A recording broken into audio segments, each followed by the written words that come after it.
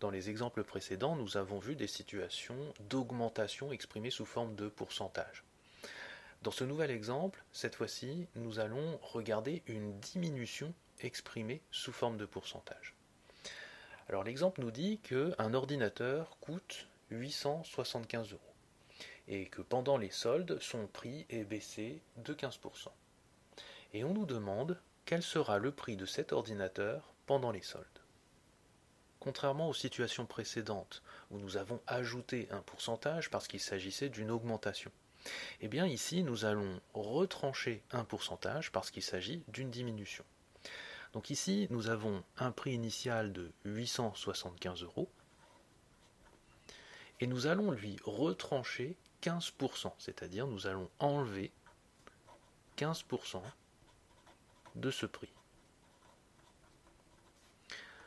Alors, ce calcul, je l'ai fait avec une calculatrice et j'ai obtenu 743,75.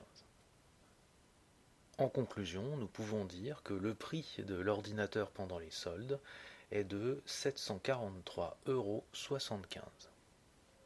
Notez au passage que, comme dans les exemples précédents, il est possible de factoriser le calcul qui se trouve ici.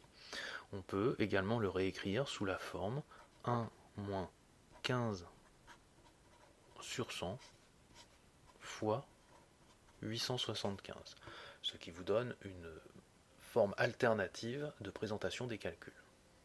Et on remarquera que dans la partie factorisée, nous avons 1 moins le pourcentage, le moins signifiant qu'il s'agit d'une diminution.